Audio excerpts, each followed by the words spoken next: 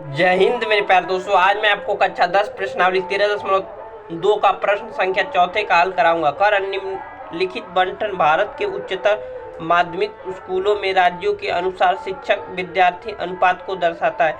इन आंकड़ों का बहुलक ज्ञात कीजिए, अर्थात प्रति शिक्षक विद्यार्थियों की संख्या, यानी एक शिक्षक पर विद्यार्थियों की संख्या दिया है और यह राज्य दिया है। 15 से 20 बच्चे हैं। एक शिक्षक के एक बच्चे के बीच में 3 संघीय राज्य, यानी 3 राज्य में 15 से 20 बच्चे हैं और एक शिक्षक है 3 राज्य में, और 8 ऐसे राज्य हैं जिसमें 20 से 25 बच्चे हैं और कितने शिक्षक हैं? एक शिक्षक। प्रति शिक्षक विद्यार्थियों की संख्या, तो 25 से 30 बच्चे हैं और एक शिक्षक है 9 राज्यों में, और 30 से 35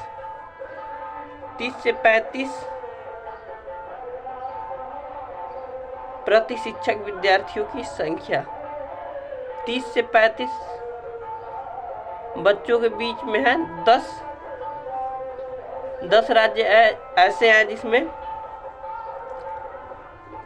प्रति शिक्षक विद्यार्थियों की संख्या 35 से 40 के बीच में है, तो 3 राज्य ऐसे हैं।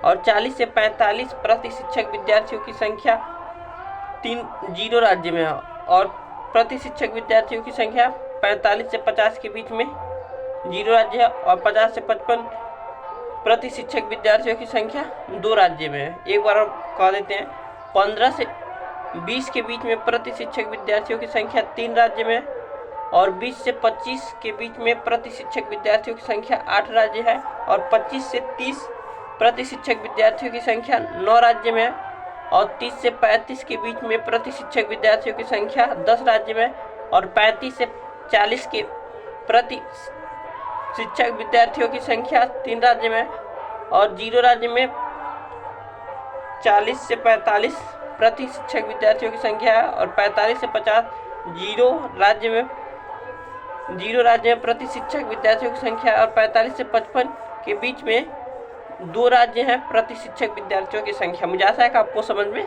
आ गया होगा। ठीक है, तो इसे वर्ग अंतराल कह देते हैं, इसे बारंबारता कहते हैं। हमें कह रहा है इन आंकड़ों का बहुलक ज्ञात करना है। ठीक है, तो बहुलक कैसे ज्ञात करते हैं? बारंबारता और सारणी में सबसे पहले देखते हैं इसमें सबसे बड़ी संख्या कौन सा है, तो हमें दिख रहा है 10 है, तो यही हमारे बहुलक वर्ग हो जाता है। सबसे पहले बहुलक वर्ग ढूंढ लेते हैं, तो हमारा बहुलक वर्ग हो गया 30 से 35, तो लिखेंगे बहुलक वर्ग।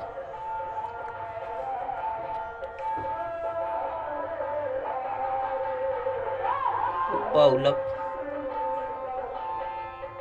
वर्ग 30 से 35 है, तो इसमें से यल क्या होता है? बहुलक वर्ग का निम्न सीमा, तो यल हमारे पास कितना हो जाएगा? 30। निम्न सीमा यह होता है, उच्च सीमा यह होता है। ठीक है, और हमें F1 ज्ञात करना पड़ेगा। F1 क्या होता है? बहुलक वर्ग की बारंबारता को F1 करते, तो हमारे पास F1 ये आ जाएगा, और इसके ऊपर वाला F0, इसके नीचे वाला F2। H क्या होता है? उच्च सीमा माइनस निम्न सीमा, तो उच्च सीमा हमारे पास 35 है और निम्न सीमा 30 है, तो हमारे पास आ जाएगा H की वैल्यू 5, तो F0 की वैल्यू 9 और F2 की वैल्यू 3 और H की वैल्यू हमारे पास 5 आ गई। तो हमारा सारा मान प्राप्त हो गया। अब बस फार्मूला में पुट करना है, उसके बाद आंसर हमारा आ जाएगा। ठीक है, तो लिखेंगे बहुलक बराबर, बहुलक का फार्मूला क्या होता है? L प्लस ब्रैकेट में F1 minus F0 into H बटा में 2F1 minus F0 minus F2। ठीक है, देखिए L का मान हमारे पास कितना है? 30 प्लस F1 का मान कितना है हमारे पास? F1 का मान 10 है, 10। F0 का मान कितना है?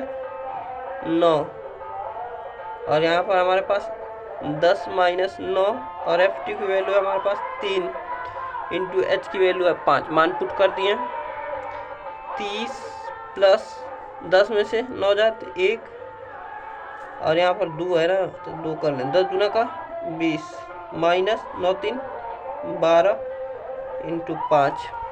अब देखिए 30 प्लस 5 करने 5, और 20 में से 12 जाएगा तो 8, और भाग देंगे, आसानी से हमारा आंसर आ जाएगा।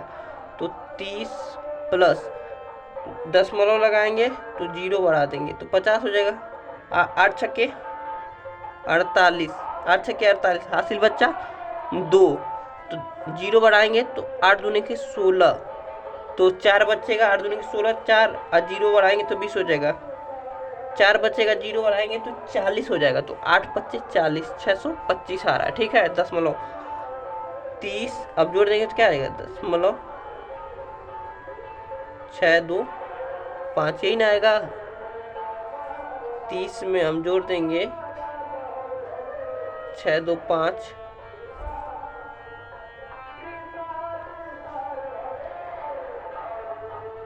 हाँ यही आएगा 5 2 6 0 3 दशमलव 30। तो यही हमारा उत्तर हो जाएगा। तो लिखेंगे अतः बहुलक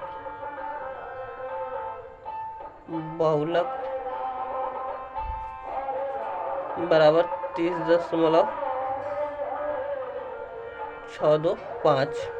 क्या आ जाएगा, विद्यार्थी प्रति शिक्षक विद्यार्थियों की संख्या। तो संख्या लिख देते हैं। ठीक है, तो बहुत आसान क्वेश्चन था और बहुत आसानी से हमने हल कर दिया। मुझे ऐसा है कि आपको समझ में आ गया होगा। था मिलते हैं अगली वीडियो में प्रश्न संख्या 5वें के हल के साथ। दोस्तों मज़ा आ गया।